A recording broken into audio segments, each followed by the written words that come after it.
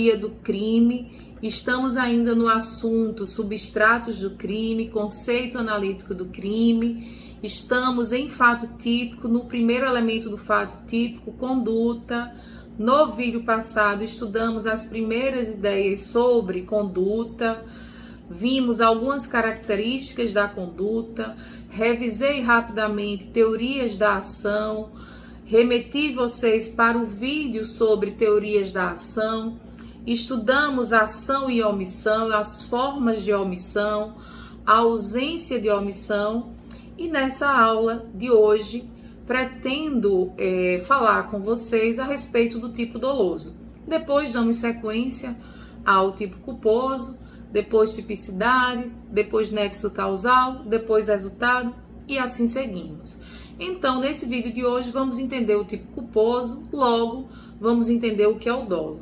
Em primeiro lugar, é dolo e não dolo. Dolo, pessoal, é o elemento subjetivo do crime. A maioria dos crimes ocorre na forma dolosa, tá? E o dolo, como vocês puderam estudar, depois da virada finalista com Hans Welzel, o dolo e a culpa vieram para o fato típico. Não estão mais na culpabilidade, estão no fato típico, portanto, nós estamos estudando dentro da conduta, porque eles estão, de fato, localizados na conduta. O que seria esse elemento subjetivo? Que está, vamos fazer uma metáfora aqui, está na cabeça, né, do agente, está no sujeito. Esse dolo é a vontade consciente, de fato, do sujeito de realizar o tipo objetivo do crime, de realizar o preceito primário, de realizar o tipo incriminador. Se eu falei que é vontade consciente, eu já entreguei para vocês os elementos do dolo. Então, para quem está anotando, os elementos do dolo são dois, simples. De um lado, vontade, que seria o elemento volitivo, é o querer, é aquela energia psíquica, eu quero praticar o crime de homicídio, é o ânimos necandi, é a vontade de matar. Então, eu quero matar meu vizinho João, é o elemento volitivo, é a vontade. Ao lado dessa vontade, deve existir a consciência, o saber ou aceitar o resultado deletivo, né? Então, não basta você querer, você também deve saber ou aceitar que aquilo que você está praticando é de fato um tipo penal incriminador. Então deve existir esse elemento intelectivo, essa representação psíquica da norma incriminadora, tá bom? Existem três teorias principais que vão aí explicar a existência desse dolo. Nós acolhemos duas, as teorias que nós acolhemos em relação aos dolos que existem no Brasil, que são prioritariamente os dolos direto e o dolo eventual. Nós acolhemos a teoria da vontade em relação ao dolo direto, que diz o seguinte: dolo é a vontade consciente de querer praticar a infração. Então, o dolo direto é, de fato, a vontade consciente de querer a prática daquele delito. Então, eu quero matar o meu vizinho, eu quero diretamente matar João, é o meu querer imediato, é o meu primeiro querer, é o meu querer principal. E o meu dolo eventual é a ideia de assumir o risco da produção do resultado possível. Então, a teoria do consentimento, do assentimento, da anuência fala que ocorre dolo quando é possível ao agente a previsão daquele resultado. E ele, ao prever o resultado como possível, ele prossegue, ele dá continuidade à sua ação, assumindo o risco de produzi-lo. E produzindo, ele responde não por dolo direto, mas por dolo eventual. Mas além dessas duas teorias, existe uma outra, nós não acolhemos, e não acolhemos exatamente porque ela vem a confundir aí o que nós vamos falar mais à frente no próximo vídeo, quando especificarmos culpa. Não acolhemos a chamada teoria da representação, porque ela vem a confundir o que eu acabei de explicar, o dolo eventual, com a culpa consciente. A teoria da representação, ela vai privilegiar mais o elemento intelectivo e ela vai dizer que dolo é quando a gente tem previsão do resultado como possível e prossegue. Ou seja, ela não vai levar em conta aí o querer, ela vai levar em conta mais, de fato, o elemento intelectual, não se preocupando com o volitivo. Então, pouco importa para a teoria da representação se o agente quis o resultado ou se ele assumiu o risco de produzir. Então, basta que o resultado tenha sido antevisto pelo sujeito. Só que isso não diferencia a culpa. Eu posso, de fato, prever o resultado e conseguir ali acreditar, confiar que eu posso evitar, o que seria uma culpa consciente. E eu posso prever o resultado e ser indiferente, o que geraria a ideia de dolo eventual. Então, em nosso sistema penal, essa teoria da representação, como eu mencionei, ela é refutada, ela deve ser afastada, exatamente porque ela não gera uma diferenciação clara entre dolo eventual e a culpa consciente. Vocês não se preocupem a priori, porque essa diferenciação com mais pormenores vai ser realizada numa aula posterior, quando de fato eu destrinchar as espécies de culpa, tá bom? Mas exatamente porque fala em dolo sempre que o agente tem previsão do resultado como possível e ainda assim decide prosseguir pela continuidade da conduta, sem fazer nenhuma mais referência ao elemento volitivo, querer ou assumir o risco, é que a gente não admite a teoria da representação no nosso ordenamento, tá bom? Então, só previsão do resultado não basta para ser dolo. É imprescindível que o agente queira ou assuma o risco desse resultado para que haja de fato o dolo. Então, eu devo ter os dois elementos, o intelectual e o volitivo, tá bom? Então, a teoria da vontade, ela vale-se da teoria da representação, sim, ao exigir a previsão do resultado, contudo, ela vai mais além, porque ela reclama ainda a vontade de produzir o resultado. Então, o dolo seria a vontade livre e consciente de querer a prática da infração, de querer diretamente levar a efeito a conduta do tipo penal incriminador, o que casa muito bem com o que a gente chama, como eu mencionei, de dolo direto, que eu vou destrinchar mais à frente para vocês.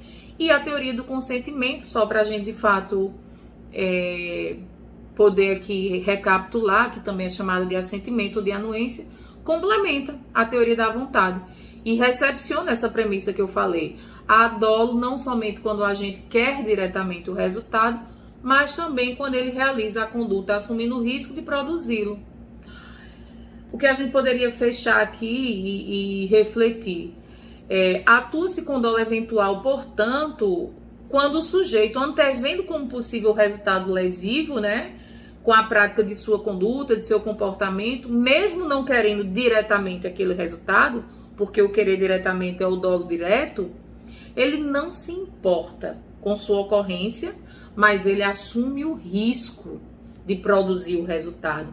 Ou seja, na teoria do consentimento, ele consente, ele assente, ele anui com a possibilidade de ocorrência daquele resultado. Ou seja, isso significa que o agente aqui tem previsão do resultado como possível, mas decide prosseguir com a assunção do risco, o que é totalmente diferente da teoria da representação. Tá bom, pessoal? Então é importantíssimo que vocês lembrem que no consentimento, o sujeito, por isso que a gente acolhe a teoria do consentimento, o sujeito, ele de fato assume o risco. E aí, a gente tem aqui a ideia, a chancela do nosso dolo eventual. Tá legal? Em síntese, se vocês abrirem o artigo 18, inciso 1º do nosso Código Penal, e aí topograficamente é onde a gente está em termos de artigo, professora, onde é que a gente está no Código Penal? Onde é que a matéria se localiza? A senhora está falando aí teoricamente, mas eu queria saber em termos de código. Nós estamos em conduta e a conduta dolosa e culposa está no artigo 18. A dolosa está no inciso 1º, a culposa no inciso 2º. Diz-se o crime, inciso 1º, doloso, quando a gente quis, aí quem tiver com o grafite pode puxar. Quando a gente quis, puxa a setinha. Dolo direto, quando a gente quis o resultado ou assumir o risco de produzi-lo. Dolo eventual. Dolo direto, o que é que fundamenta o dolo direto? A teoria da vontade.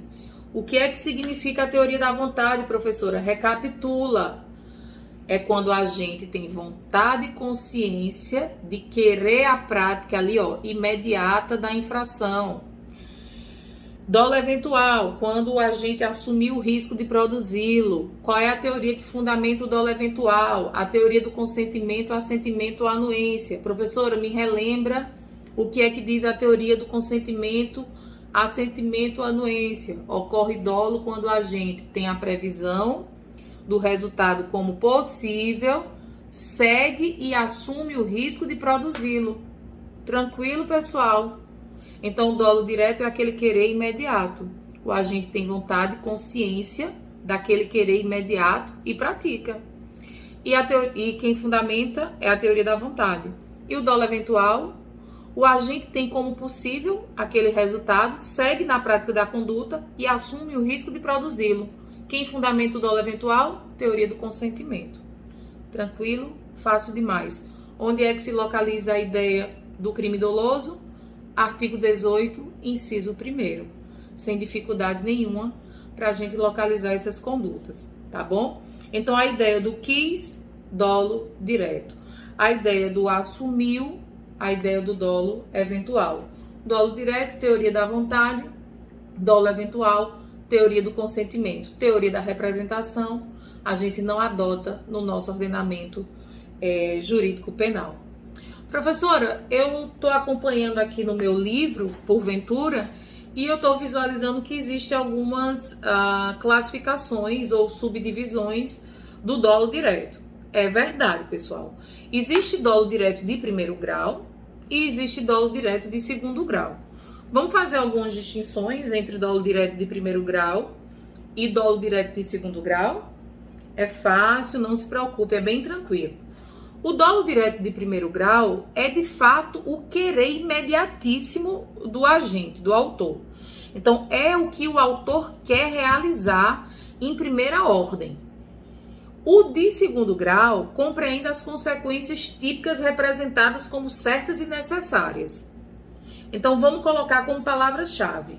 Primeiro grau é o querer imediatíssimo. Segundo grau é a representação das consequências certas e necessárias. Ana, e o eventual? São as consequências possíveis. Ana, me dá palavras-chave porque eu estou fazendo esquemas. Dolo direto de primeiro grau, querer imediato. Dolo direto de segundo grau, consequências certas e necessárias. Dolo eventual, consequências possíveis. Ok? Ana, então vamos para os exemplos assim mais práticos para que eu possa visualizar. Ana quer matar o vizinho. É o dolo direto de primeiro grau.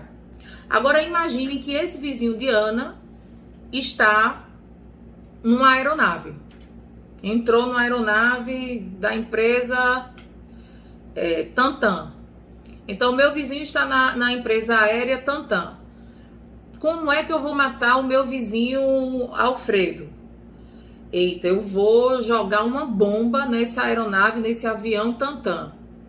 Só que nesse avião Tantan tem o piloto, os comissários de bordo, tem outros passageiros, etc. Imaginem só, em relação ao meu vizinho Alfredo, o meu dolo direto é de primeiro grau. Querer matar o meu vizinho Alfredo. O dolo de Ana em relação ao vizinho Alfredo é o chamado dolo direto de primeiro grau. É o querer imediatíssimo. Ana, em relação aos demais passageiros, aos comissários, aos pilotos. Em relação a essas pessoas, pessoal, a gente tem ali a bomba é uma bomba potente, tá? Se essa bomba explodir na aeronave Tantan, certamente ninguém escapa. Então, essas pessoas vão morrer sem sombra de dúvidas. Então, concordam comigo que a morte desses passageiros, dos comissários, de todos os outros, de todas as outras pessoas que estão a bordo, é necessária e certa, né? A morte dessas pessoas é necessária e certa. Então, sendo necessária e certa, ou seja, a consequência, a morte como consequência, sendo necessária e certa dessas pessoas, a morte dessas pessoas se torna dolo direto. Então, em relação a todas essas pessoas, o meu dolo é direto de segundo grau. Então, esse exemplo da bomba é um exemplo bem clássico, né? Nelson Hungria usava esse exemplo em relação a trens. Então, o sujeito queria matar a fulano de tal que estava no trem. Em relação a fulano de tal, o dolo era direto de primeiro grau. Em relação aos outros passageiros que iriam morrer juntamente com aquela pessoa que estava no mesmo vagão, o dolo era direto de segundo grau, tá? Existe um detalhe aí moderno que alguns doutrinadores recentes têm colocado, que seria um dolo aí, tem se falado em um dolo de terceiro grau. Não é pacífico, tá? Mas por uma questão aqui de cautela, eu vou falar para vocês, tá? Não tem sido muito falado, nem todo livro fala, mas por uma questão, vai que algum examinador cobra de vocês. Esse dolo de terceiro grau seria o seguinte: imagine que Ana quer matar Alfredo. Dolo direto de primeiro grau. Vai matar Alfredo, que está na aeronave Tantan. Na aeronave Tantan tem mais 30 pessoas. Em relação a essas 30 pessoas, dolo direto de segundo grau. Vai matar com aquela bomba. Mas dentre essas 30 pessoas, pessoal, existe uma mulher grávida. Aí essa doutrina, que não é uníssona, que não é pacífica, e esses doutrinadores inventaram, se dentre essas 30 pessoas existe uma grávida, em relação a essa vida intrauterina, se o autor sabe que existe essa mulher grávida, em relação a essa vida intrauterina, né, ao feto, ali existiria esse dolo de terceiro grau, tá bom? Mas o autor teria que saber aí dessa vida intrauterina, porque senão poderia soar como aí uma responsabilidade objetiva, tá? Mas isso não é pacífico, eu só tô mencionando aqui para vocês, já que existe doutrinadores, alguns, que mencionam esse dolo aí de terceiro grau, tá bom? Algumas situações, alguns livros, alguns doutrinadores, ou mesmo em situações no doutorado, mestrado, abordam dois casos aí emblemáticos que ocorreram, casos reais, tá? Que ocorreram na Alemanha, que marcaram a ideia do dolo de segundo grau, né? Do dolo direto de segundo grau e do dolo eventual, que foi o caso chamado, intitulado, né? O caso jurisprudencial Thomas, que na verdade o cara não se chamava Thomas, ele se chamava Alessandro Tiff, né? Que ocorreu lá na Alemanha em meados de 1875, e a ideia foi mais ou menos o seguinte: esse sujeito era um sujeito de posses, ele tinha alugado uma embarcação, e essa embarcação levaria algumas mercadorias da Alemanha até os Estados Unidos, e o plano teórico dele era dar um golpe numa seguradora que tinha a sua base, né, a seguradora era da Inglaterra. Então a ideia dele era colocar um túnel de diamantes bem potente dentro da embarcação, que tinha um reloginho lá para explodir depois de tantos dias. E a ideia dele era que exatamente em alto mar ocorresse um acidente para configurar esse acidente e ali ele conseguir gerar um simulacro de estelionato, né? Então a ideia dele era que o dolo de primeiro grau, o golpe, né, entre aspas, o golpe contra a seguradora configurasse estelionato. Mas o que é que aconteceu, né?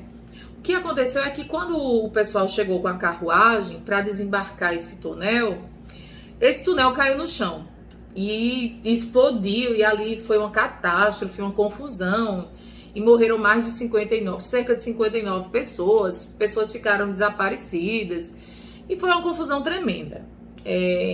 Enfim, na jurisprudência, isso ficou marcado na Alemanha, e eu queria trazer para vocês que na Alemanha, aquela explosão em relação àquelas outras pessoas ali, se descobriu que ele queria dar o golpe na seguradora, e na jurisprudência alemã isso ficou marcado, a morte daquelas pessoas que estavam em volta ficou marcado como dolo de segundo grau.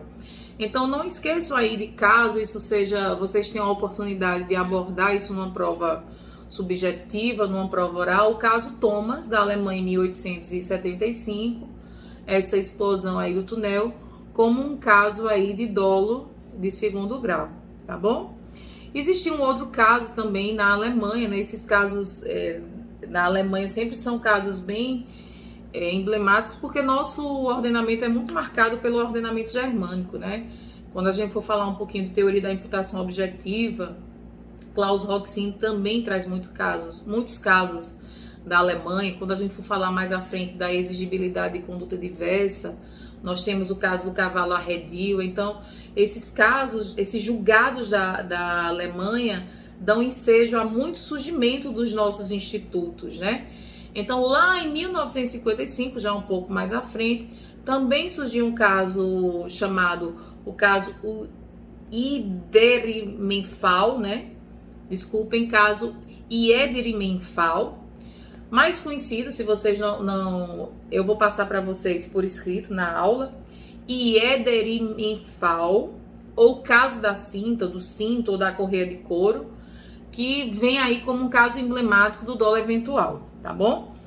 Esse caso, em termos mais resumidos, seria o seguinte: tinham dois sujeitos, duas pessoas, dois autores que queriam praticar o crime de roubo, tá bom?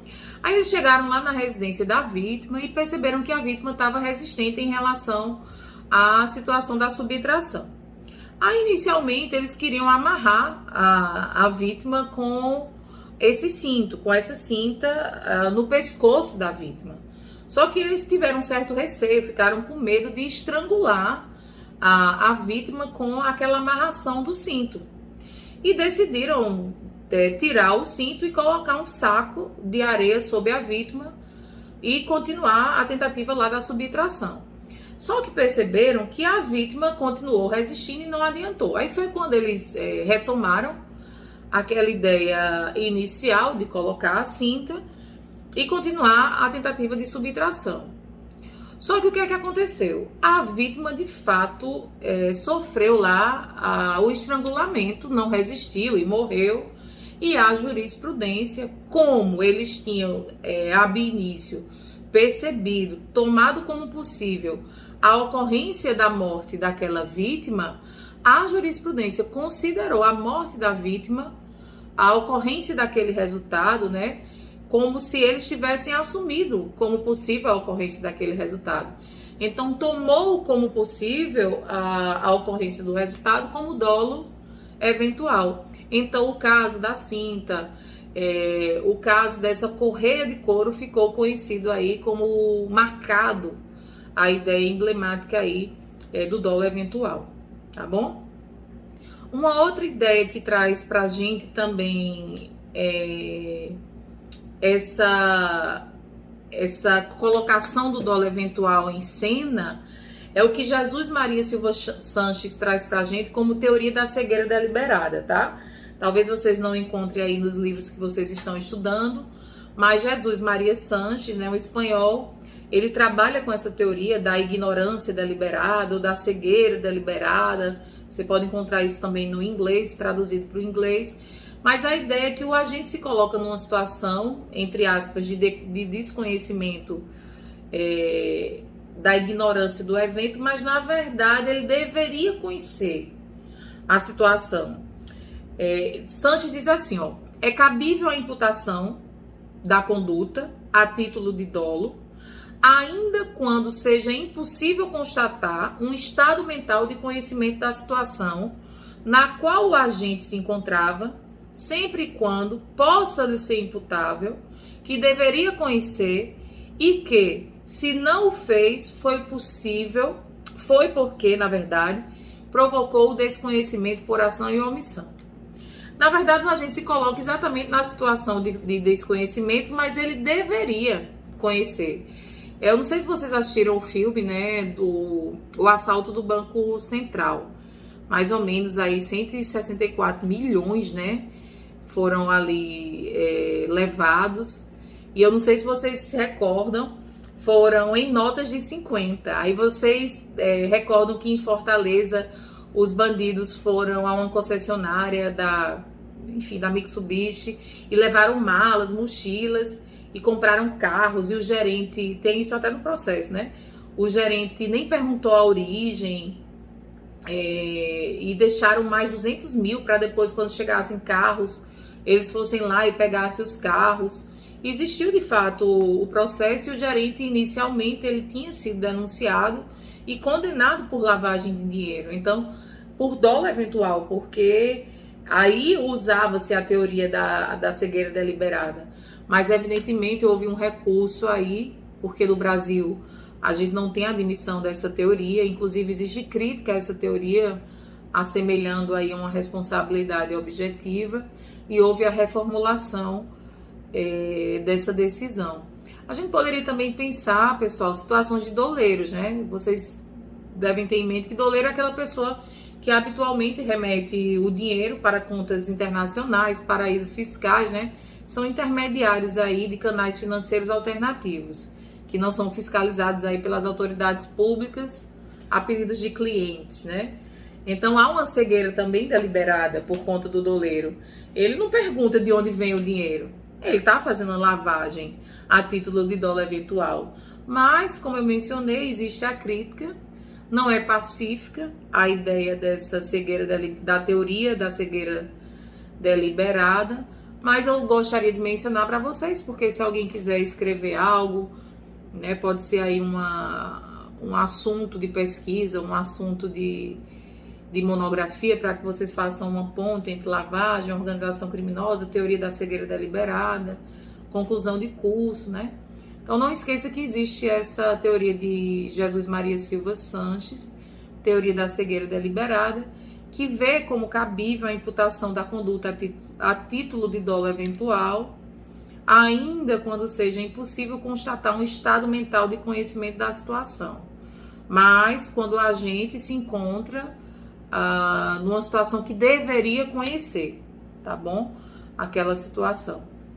Existem outras espécies de dolo que eu vou mencionar aqui para vocês, porque pode ser cobrado, só para a gente fechar direitinho o assunto sem deixar muita coisa em aberto, que é o chamado dolo alternativo, tá? O que seria esse dolo alternativo? O dolo alternativo é quando ele é um pouco indiferente ao querer. Eu posso atirar pensando em ferir ou matar, então é fácil de ser compreendido. Então ele prevê a pluralidade de resultados. O agente, de fato, ele prevê a variedade de resultados. Então, ele dirige a conduta para satisfazer qualquer um desses resultados. Ele quer lesionar ou matar, tanto faz. Agora, ocorrendo o resultado, ele vai responder pelo mais gravoso. Então, se a gente pegar, por exemplo, Juarez Cirino, ele vai dizer assim: A atira em B, para matar ou para ferir. Claro que matando, ele responde pela morte. Tem um outro exemplo que ele dá pra gente. A atira para matar B, ou pelo menos matar o cachorro de B. A atira para matar o cachorro de B, mas consente também na possibilidade de matar B, que está próximo do animal. Então vejam, tem a primeira hipótese. A atira em B para matar ou para ferir. Responde pelo que provocar. A atira para matar B, ou pelo menos para matar o cachorro de B. Pode ser um crime aí de dano. Ou A atira para matar o cachorro de B, mas consente também com a possibilidade de matar B, que está próximo do cachorro. Então existe essa possibilidade aí de dolo alternativo, lembrando que o agente vai responder pelo resultado sempre, evidentemente, mais gravoso, tá bom? Existe uma outra classificação, gente, que é o dolo normativo, também chamado de dolo jurídico, dolo colorido. Essa classificação é mais rara, tá? Dolo colorido, ou dolos malos, ou dolo híbridos. Vocês que estudaram a evolução, né, da teoria da ação, devem ter visto dolos malos, né? Sabemos que o nosso dolo da teoria finalista é o chamado dolo natural. É o que está no fato típico, é a vontade e a consciência. A partir da teoria finalista de Weltzel, o nosso dolo é só vontade e consciência, o querer e saber ou aceitar a prática do crime. Lá no início, antes se pensava, né, no dolos malos, que era o quê? Era a vontade e consciência de concretizar os requisitos objetivos do tipo, mais a consciência da ilicitude, que era principalmente aquela ideia que estava lá no neocantismo, lá no final do século XIX, início do século XX, quando o dolo ainda estava na culpabilidade, tá bom? Então hoje não existe mais. Essa ideia de consciência da ilicitude foi para a culpabilidade e o nosso dolo ficou como vontade e consciência apenas. A consciência da ilicitude foi para a culpabilidade. A nossa consciência aqui é apenas uma representação psíquica e não consciência da ilicitude, que a gente vai estudar mais à frente, tá bom? Então, mais à frente, eu vou diferenciar para vocês a ideia de vontade e consciência da consciência da ilicitude. Eu posso querer e saber que o que eu estou praticando é crime, e eu posso querer e saber o que eu estou fazendo, mas pensando que o que eu estou fazendo é lícito. Vamos supor, eu sei e eu quero arrancar determinada planta para fazer um determinado chá. É costumeiro, na minha vivência, pegar aquelas plantas para fazer determinada cultura. E eu penso que é lícito. Mas eu faço isso cotidianamente. É a vontade e consciência de praticar aquela conduta. Só que eu não sei que aquela conduta é um crime ambiental. Então eu não tenho consciência da ilicitude. A ausência de consciência da ilicitude está na culpabilidade, gera o erro de proibição. É uma outra situação. Então, o dolo é só a vontade e consciência, é o querer e saber que você está agindo. A consciência da ilicitude é mais à frente. Está dentro da ideia de culpabilidade, tá bom? Então, não faz parte da ideia do dolo natural que a gente acolhe. Esse dolos malos não é o dolo que a gente tem hoje ou desde a teoria finalista, tá bom? Existe uma outra classificação, tá? E de fato a gente já está se encaminhando aqui para o encerramento, que é a ideia de dolo geral, também a doutrina chama de erro sucessivo ou aberratio causae, que seria quando a gente ele acredita haver consumado o delito, quando na verdade o resultado somente se produz por uma conduta posterior. É o exemplo clássico da doutrina que ocorre quando o agente ele desfere golpes, por exemplo, de facas, ou então ele dá tiros na vítima e ele acredita ferrenhamente que a vítima está morta, pega o corpo da vítima, joga ali no rio e depois a perícia vem a descobrir que a vítima morreu por afogamento. Ou seja, não foram os golpes de faca ou os tiros que mataram a vítima. O que de fato gerou a causa morte, né, na vítima foi o afogamento. Então a gente acreditava que tinha consumado o delito, quando na verdade o resultado só se produziu com uma conduta posterior. Então ele responde pelo dolo geral, né, o dolo de morte final. Então ele só tinha dado as facadas. Você poderia pensar, então foi lesão. Não, é o dolo geral de morte, porque ocorreu um erro sucessivo, ou um aberratio causa, né? Um erro na causa. Então ele responde pelo dolo geral, porque deu-se um erro sucessivo, tá bom? Existem outras classificações que a gente vai detalhar mais à medida que a gente for vendo alguns assuntos. Mas eu vou mencionar para que vocês não fiquem aí com a pulguinha atrás da orelha, quando estiverem estudando os doutrinadores que trouxerem essas classificações. É o chamado dolo de propósito, que é o refletido, ou o dolo premeditado, que pode ser um agravante. Então, quando estivermos estudando teoria da pena no artigo 61, isso pode gerar um aumentozinho de pena na segunda fase de aplicação da dosimetria da pena. Existe o dolo de ímpeto, que é o repentino, que pode gerar um atenuante, que está no artigo 65, inciso 3º, a linha C, que também ocorre na segunda fase da dosimetria de pena, mas o juiz pode diminuir a pena. Ou esse dolo de ímpeto pode também gerar uma violenta emoção, gerando um privilégio, uma diminuição de pena, um homicídio provocado por uma violenta emoção, quando a vítima, por exemplo, provoca e o autor reage por provocação da vítima, né? Então pode ali ele reagir por violenta emoção, isso pode gerar uma diminuição de pena.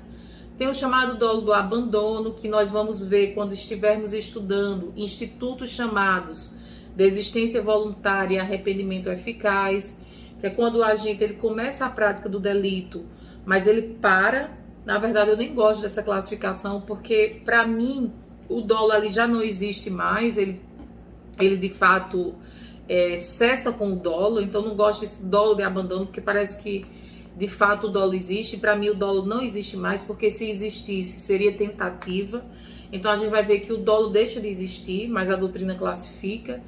Nesses institutos que estão no artigo 15 do Código Penal, o dolo deixa de existir e o agente vai tentar remediar a situação, mas se tiver resultado, a gente pode responder pela tentativa, aí sim existe o dolo de abandono, tá? Mas se não houver nenhum resultado, aí esse dolo é insuficiente para que haja qualquer tipo de punição, aí por isso que eu não gosto da classificação.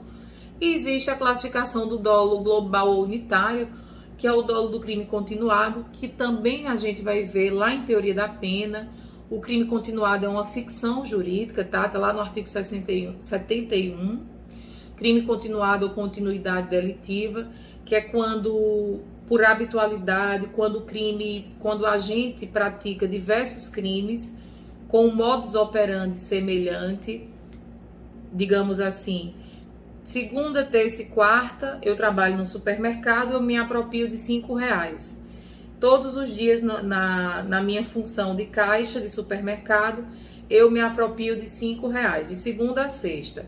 Vocês poderiam me perguntar, professora, a senhora cometeu 5 apropriações indébitas. Aí eu dizer, teoricamente, na prática sim, mas teoricamente, como eu pratiquei com modus operandi semelhante, ou seja, o meio e o modo de praticar o crime foi semelhante e o lapso temporal também foi próximo, o local do crime foi semelhante, a vítima foi semelhante, eu posso tornar essa pluralidade de condutas em uma unidade delitiva.